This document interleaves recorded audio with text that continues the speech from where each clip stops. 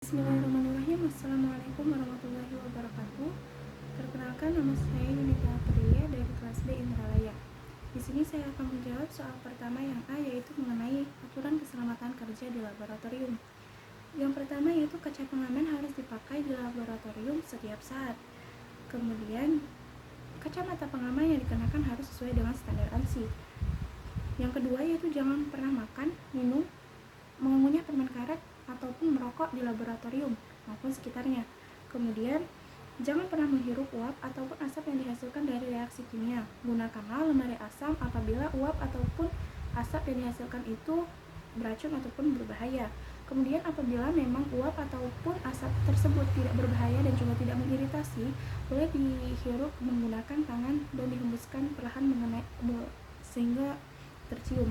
Kemudian, jangan pernah mencicipi bahan kimia yang ada di laboratorium. Kemudian, jangan pernah melakukan percobaan yang tidak sah. Kemudian, jangan pernah bekerja di laboratorium apabila instruktur Anda tidak hadir. Kemudian, jangan sekali-kali mengeluarkan peralatan, barang pecah belah, botol reagen maupun benda-benda lain dari laboratorium. Kemudian, jangan pernah mengembalikan bahan kimia yang tidak terpakai ke dalam botol reagen. Kemudian, jangan pernah menuangkan air ke dalam asam kat, tapi tuangkanlah selalu asam perlahan ke dalam air. Kemudian, jangan sekali-kali memanaskan cairan dalam tabung reaksi dengan ujung yang terbuka dan mengarah ke orang lain. Kemudian, saat memasukkan tabung kaca, corong kaca, batang kaca, ataupun termometer ke dalam stopper, jangan lupa lumasi gliserin. Kemudian, jangan pernah meninggalkan pembakar bonsen yang menyala tanpa pengawasan. Kemudian, jangan pernah membuang bahan padat ataupun kertas saring ke dalam bak cuci. Sebaiknya buanglah ke tempat wadah yang telah disediakan khusus. Kemudian, laporkan tumpahan merkuri dari termometer yang rusak karena merkuri ini beracun. Kemudian, jangan pernah menambahkan boiling chips ke dalam larutan panas karena boiling chips ini menyebabkan dapat mendidih dengan lebih cepat. Kemudian, celana pendek, midriff, tank top, rok, dan sepatu berujung terbuka juga tidak diperkenankan di laboratorium. Rambut yang terurai juga tidak diperkenankan, harus diikat. Kemudian, pakaian longgar juga harus dibatasi. Kemudian, yaitu adalah jangan menyimpan bahan kimia berbahaya atau mudah terbakar di loker Anda. Kemudian, Anda harus juga belajar menemukan dan juga mengoperasikan peralatan keselamatan yang ada di laboratorium, contohnya seperti alat pemadam kebakaran. Kemudian, di akhir sesi laboratorium, jangan lupa untuk mengembalikan semua reagen dan juga peralatan ke tempatnya semestinya dan bersihkan. Kemudian, laporkan setiap kecelakaan laboratorium segera sekecil apapun kepada instruktur Anda. Kemudian, patuhi semua instruksi latihan kebakaran yang diberikan kepada Anda oleh instruktur Anda. Kemudian, selalu gunakan pompa pipet atau bohlam untuk mengisi pipet. Jangan meniup pipet menggunakan mulut. Kemudian, jika bahan kimia mengenai kulit Anda, segera cuci area yang terkena dengan air.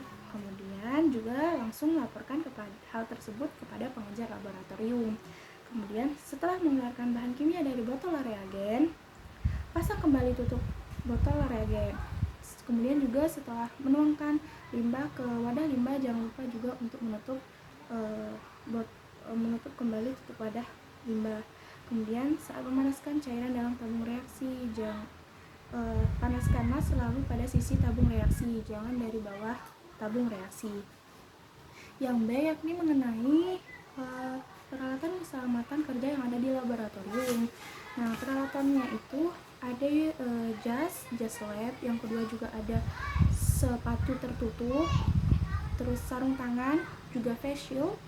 Ini peralatan yang digunakan untuk melindungi kulit langsung dari bahan-bahan kimia yang berbahaya. Kemudian ada juga peralatan keselamatan yaitu stasiun cuci mata. Apabila Anda terciprat bahan kimia berbahaya di bagian wajah, maka dapat langsung menggunakan stasiun cuci mata. Terus kemudian yaitu adalah pancuran pengaman dengan rantai tarik, yang ini apabila kulit Anda terciprat atau terkontaminasi bahan kimia yang berbahaya. Kemudian ada alat pemadam api dan juga selimut api yaitu fire blanket. Ini digunakan apabila terjadi kebakaran di laboratorium. Kemudian ada lemari asam laboratorium. Nah, ini tadi digunakan untuk apabila reaksi yang dihasilkan itu menghasilkan uap dan racun. Kemudian adalah kacamata pelindung. Nah, ini sangat penting untuk melindungi daerah area mata.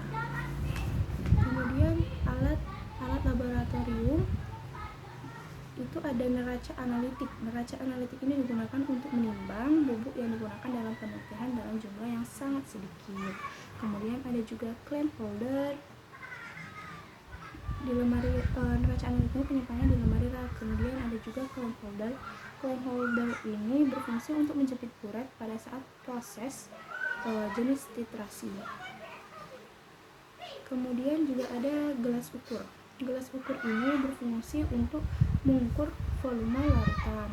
Kemudian ada juga termometer yang digunakan untuk mengukur suhu. Kemudian ada juga gelas kimia, gelas piala ataupun gelas beker ini digunakan untuk penampung atau penyimpan zat cair. Kemudian ada juga pembakar bunsen. Pembakar bunsen ini fungsinya untuk pemanasan, pembakar, dan juga sterilisasi jarum osi atau lainnya. Kemudian ada juga segitiga porselen. Segitiga porselen ini berfungsi sebagai penyangga ataupun penahan wadah seperti menahan krus saat proses pemanasan api langsung. Kemudian ada penjepit wadah. Penjepit wadah ini berfungsi dengan dua penjepit atau potongan logam yang memungkinkan untuk memegang wadah yang panas, termos ataupun piring pengelapan atau bahkan gelas kecil. Kemudian ada crucible dan juga penutupnya. Crucible ini biasanya terbuat dari tanah liat. Crucible ini berfungsi untuk menampung senyawa kimia saat dipanaskan sampai suhu yang sangat tinggi. Kemudian ada labor Erlenmeyer, yaitu adalah untuk mencampur, mengukur, dan menyimpan cairan. Kemudian ada evaporating dish. Evaporating dish ini digunakan sebagai wadah ataupun tempat penguapan bahan dari bahan yang tidak mudah menguap, seperti misalnya garam dapur, gula, dan juga sejenisnya. Kemudian adalah laboratorium funnel ataupun corong. Ini digunakan untuk menyalurkan ke dalam wadah ataupun yang lubangnya sangat kecil sehingga tidak terjadi tumpahan. Kemudian ada juga batang pengaduk. Batang pengaduk ini digunakan untuk mencampur bahan kimia. Kemudian ada statif, yaitu penyangga sehingga buret atau alat lain dapat digunakan. Kemudian sendok spatula. Sendok spatula ini berfungsi untuk mengambil objek. Kemudian juga ada rak tabung reaksi, yaitu dia berfungsi sebagai tempat menyimpan tabung reaksi, mengeringkan, dan juga menjaga tabung reaksi agar tidak berjamur. Kemudian ada penjepit tabung reaksi, digunakan untuk menjepit tabung reaksi apabila saat dilakukan pemanasan. Kemudian ada juga tabung reaksinya. Tabung reaksi ini dapat berfungsi untuk mencampur, menampung, dan juga memanaskan bahan-bahan kimia cair ataupun padat, utamanya untuk uji kualitatif. Kemudian ada klaim utilitas. Klaim utilitas ini digunakan sebagai untuk penjepit dan penyangga tabung Erlenmeyer saat dipanaskan. Kemudian ada kaca arloji. Kaca arloji ini memiliki beberapa fungsi, yakni yang pertama penutup gas kimia ketika tengah proses pemanasan. Kemudian sebagai tempat untuk mengeringkan padatan dalam desikator. Kemudian juga sebagai tempat benda yang tengah berada dalam proses pengamatan. Dan yang terakhir sebagai tempat untuk menyimpan bahan yang akan ditimbang. Kemudian ada kawat kasa, yaitu untuk menahan beker atau labu ketika proses pemanasan. Kemudian ada buret. Buret ini biasanya digunakan untuk titrasi dengan presisi yang tinggi. Biasanya juga bisa untuk mengukur volume suatu lautan. Kemudian ada pipet tetes, pipet ukur, dan pipet volume yang fungsinya hampir sama, yaitu adalah untuk memindahkan suatu cairan. Biasanya pipet tetes itu dalam jumlah yang sangat sedikit, yaitu berupa tetesan.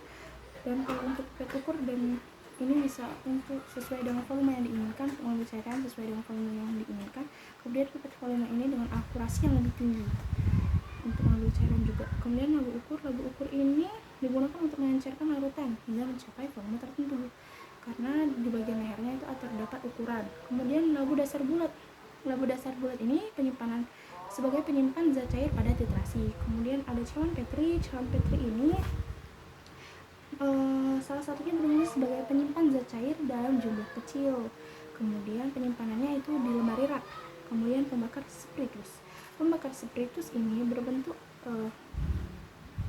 fungsinya sebagai pembakar atau pemanas suatu zat. Kemudian ada juga desikator yang berfungsi untuk menghilangkan air dan juga kristal hasil pemukiman. Kemudian ada juga pinset. Pinset ini digunakan untuk menjepit benda-benda berukuran kecil. Kemudian ada klem serbaguna, yaitu adalah menjepit airliner dan juga benda-benda lainnya. Kemudian kaki tiga ini biasanya digunakan untuk menjaga ring pada saat proses pemanasan. Nah, ring sendiri ini fungsinya sebagai penyangga benda yang dipasang pada statif. Kemudian ada tang gelas kimia, ini adalah untuk mencengkeram gelas kimia. Terus ada pelindung muka face shield tadi, yaitu untuk melindungi wajah dari cipratan bahan kimia yang berbahaya. Kemudian ada juga botol reagen. Botol reagen ini berfungsi sebagai wadah penyimpan reagen. Kemudian ada juga plat tetes yang fungsinya sebagai penguji keasaman suatu larutan. Kemudian ada lumpang dan alu. Lumpang dan alu ini berfungsi untuk menghaluskan suatu zat. Kemudian ada ball pipet yang digunakan untuk memindah sejumlah volume larutan. Kemudian ada juga pH pen. pH pen ini yaitu untuk mengukur pH. Ada indikator universal yang juga untuk mengukur pH. Ada termometer ruangan untuk mengukur suhu ruangan. Kemudian ada hot plate dan magnetic stirrer dan magnetic stir bar. Ya, ini adalah sebagai pemanas dan juga pengaduk. Penyimpanannya itu ada di lemari rak. Kemudian neraca analitik ayun. Neraca analitik ayun ini untuk menimbang benda atau zat hingga batas 0,001 gram. Nah, kemudian penyimpanannya itu ada di ruang timbang atau meja beton. Kemudian ada juga neraca triple bar, fungsinya sebagai pengukur massa yang agak teliti. Kemudian ada galvanometer. Galvanometer ini digunakan untuk mengukur keberadaan arus listrik di dalam suatu rangkaian. Penyimpanannya itu di lemari rak. Kemudian ammeter dan voltmeter ini digunakan untuk mengukur arus dan juga tegangan listrik. Penyimpanannya itu di lemari rak ataupun kabinet. Kemudian ada juga stopwatch. Stopwatch ini berfungsi untuk pencatat waktu. Kemudian ada barometer, yaitu untuk mengukur tekanan udara. Penyimpanannya itu di kabinet. Kemudian ada mufluence sebagai pemanas padatan sampai suhu tinggi. Kemudian ada water bath, ini untuk menginkubasi sampel dalam air. Kemudian ada mikroskop, yaitu untuk mengamati benda-benda yang tidak dapat dilihat menggunakan mata telanjang. Kemudian skopula. Skopula ini digunakan terutama dalam pengaturan laboratorium kimia, itu untuk mentransfer padatan ke kertas timbang. Nah, kemudian ada tabung U tambahan. Ada tabung U, yaitu digunakan untuk mereaksikan larutan dengan suatu zat pada kedua mulut tabung secara bersamaan. Kemudian ada spektrometer untuk mengukur panjang gelombang serta intensitasnya. Kemudian ada spektrofotometer UV vis, yaitu digunakan untuk menganalisis sumber cahaya. Kemudian ada klem 3 jari yang digunakan pada saat destilasi dengan cara menyangga alat destilasi seperti labu bulat kondensor. Kemudian ada pompa vakum. Pompa vakum ini sebagai penghisap dari alat lain. Kemudian penyimpanannya itu di meja kokoh. Terus ada pipet mikro, dan pipet mikro ini digunakan seperti layaknya pipet biasa, yaitu untuk memindahkan cairan. Kemudian yang nomor 3 disebutkan beberapa simbol-simbol dari bahan-bahan kimia yang telah ibu sebutkan. Yang pertama yaitu saya akan mengambil contoh dari NaOH-nya. NaOH ini termasuk dalam iritan. Kemudian iritan ini bahan yang dapat menyebabkan iritasi, gatal-gatal, dan dapat menyebabkan luka bakar pada kulit. NaOH. Kemudian juga ada CH2Cl2, yaitu atau diklorometana yang ibu contohkan di soal. Ini termasuk dalam harmful. Harmful ini artinya bahan kimia yang dapat merusak kesehatan tubuh bila kontak langsung dengan tubuh atau melalui inhalasi. Kemudian ada juga yang disebutkan tadi CH4O, yaitu metanol. Metanol ini termasuk dalam toksik. Toksik itu bahan yang bersifat beracun, dapat menyebabkan sakit serius, bahkan kematian bila tertelan ataupun terhirup. Kemudian ada juga hidrogen peroksida H2O2. hidrogen peroksida ini termasuk dalam oksidizing. Oksidizing ini bahan kimia yang bersifat mengoksidasi, dapat menyebabkan kebakaran dengan menghasilkan panas saat kontak dengan bahan organik dan bahan pereduksi. Kemudian ada H2SO4. H2SO4 ini termasuk dalam korosif. Korosif yaitu bahan kimia yang dapat merusak jaringan hidup, dapat menyebabkan iritasi pada kulit, gatal-gatal, dan dapat membuat kulit terkelupas. Kemudian ada juga CCl4, yaitu ada tetraklorometan. Ini termasuk dalam flammable, yaitu artinya bahan yang memiliki titiknya rendah, mudah terbakar dengan api bunsen, permukaannya terpanas atau loncat. Jadi dia sangat mudah untuk terbakar.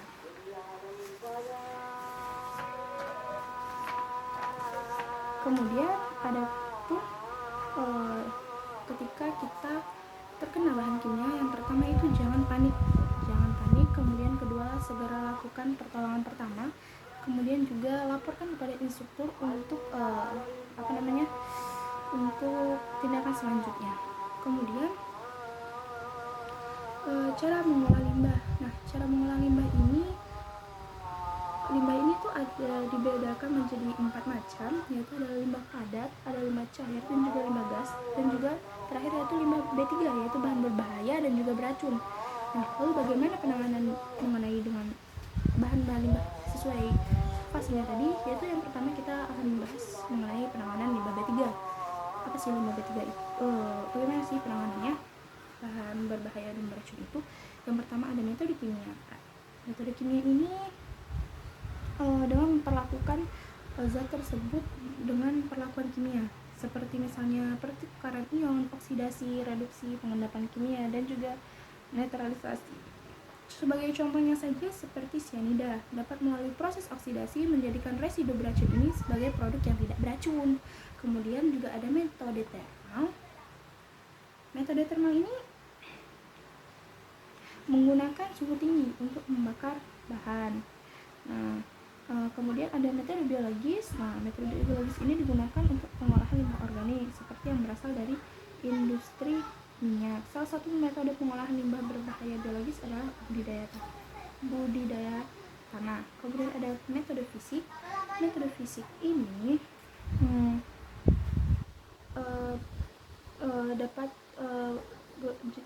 dari beberapa proses, yaitu evaporasi, flotasi, sedimentasi, dan juga filtrasi.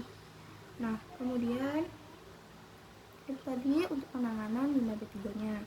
Kemudian jenis dan kemudian bagaimana dengan limbah padat, limbah cairnya, dan juga limbah gasnya. Kemudian limbah padat itu solusi alternatif yang penanganannya itu adalah dikumpulkan pada tempat tertentu secara terpisah. Kemudian ada juga limbah cair, sisa praktikum yang bersifat tidak berbahaya, itu dapat dilakukan dengan pengenceran, netralisasi, lalu buang. Kemudian limbah cair yang memiliki potensi berbahaya, nah ini dapat ditampung dulu pada penampungan sementara, lalu baru diolah, kemudian baru bisa dibuang. Lalu ada limbah gas. Limbah gas ini pemakaian alat pelindung diri dari bagi penyelenggara ini bekerja di ruang asam.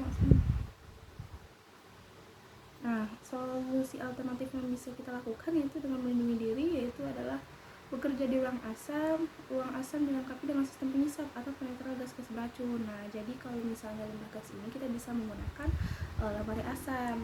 Kita juga harus menggunakan pelindung diri agar ketika kita melakukan reaksi kimia yang menghasilkan gas beracun ini tadi, kita tidak akan terkontaminasi. Nah, kemudian dalam lemari asam itu juga sudah ada pengisap. Nah, kemudian ada limbah domestik seperti misalnya plastik, kertas, tisu, logam, ataupun kaca. Ini dapat melalui sistem pemilahan. Kumpulkan lalu secara terpisah, kemudian pada tempat tertentu, nah baru bisa diolah lagi selanjutnya. Nah, kemudian ada juga pengolahan limbah, itu ada minimisasi limbah, yaitu adalah programnya itu ada beberapa program, yaitu pengelolaan bahan kimia, penyimpanannya, pelabelan yang benar, kemudian pengecekan, pembuatan reagen, kemudian pemilihan metode, kemudian mempergunakan sampel skala mikro. Dalam mempergunakan skala mikro, jumlah sampel yang sedikit diikuti dengan reaksi atau bahan kimia minimalis dapat menekan polusi dan produksi limbah. Nah, kalau kita ini menggunakan bahan kimia sedikit, otomatis limbah yang dihasilkan itu pasti sangat sedikit. Nah, ini bisa berguna sebagai pencegahan dari akibat-akibat berbahaya dari limbah. Kita dapat meminimalisasinya. Kemudian bagaimana sih cara membuang limbahnya? Nah, sebenarnya hampir semua bahan kimia yang digunakan dalam percobaan manual itu dianggap aman, tetapi juga harus tetap dibuang secara benar. Lalu bagaimana? Yaitu adalah asumsikan tidak ada zat kimia lain selain sabun air yang dibuang ke wastafel. Nah, jadi untuk di wastafel itu tidak boleh dibuang ke sana, limbah-limbah tidak boleh dibuang ke wastafel. Jadi di wastafel itu diizinkan hanya zat kimianya hanya berupa sabun dan juga air. Kemudian ada buang bahan kimia limbah. Ini sesuai prosedur eksperimental atau oleh instruktur. Kemudian baca label pada wadah limbah setidaknya 2 kali sebelum membuang bahan kimia. Kemudian ada juga perhatikan posisi setiap icon pembuangan dalam prosedur eksperimental sebagai titik di mana pembuangan akan terjadi. Kita harus memperhatikan icon-icon pembuangan ini agar pembuangan limbahnya ini teratur. Sekian yang dapat saya sampaikan. Kurang dan lebihnya saya mohon maaf. Saya akhiri. Wassalamualaikum warahmatullahi wabarakatuh. Terima kasih, Bu.